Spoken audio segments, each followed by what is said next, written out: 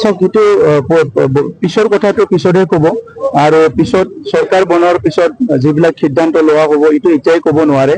আমি বিচাৰিছো বড়োভূমি আৰু পুনৰ আমি জুই পুনৰ কিবা জাতি জনগোষ্ঠীৰ সংঘৰ্ষ তেনেকুৱা বেয়া পৰিৱেশবিলাক আমি আকৌ চাব নিবিচাৰো। আমি শান্তি সম্প্ৰীতি নিৰাপত্তা সমন্বয় সেইটো আমি বিচাৰো। গতিকে আমি চেষ্টা কৰিম অনাগত দিনত বিভিন্ন জাতি জনগোষ্ঠী ঐক্যভাৱে আগুৱাই যোৱাৰ কাৰণে। চাওক 6 শিডিউলত VCDC থাকিবই, VCDCটো নাইকিয়া কৰিব নোৱাৰে। VCDCত ইলেকশ্যন পাতিব পাৰে, গতিকে ইলেকশ্যন পাতাৰ কাৰণে সংবিধান সংশোধনী হ'ব লাগিব। ইয়াৰ কাৰণে পাৰ্লিয়ামেণ্টত 125th এমেণ্ডমেণ্ট যিটো সংবিধান সংশোধনীৰ কাৰণে 10টা 6 শিডিউল লগ লাগি নিবেদন কৰা হৈছে।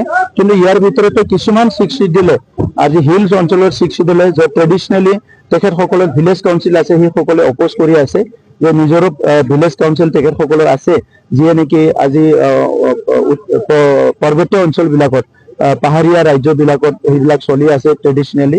তো ইয়াৰ কাৰণে বহুত কঠিন হৈ আছে। আমাৰ 125th এমেণ্ডমেণ্টটো হোৱা নাই আৰু এই 125th এমেণ্ডমেণ্টটো হ'লেহে VCDC সংশোধনী হ'ব, আদাৰৱাইজ এইটো এনেকুৱাই চলি থাকিব।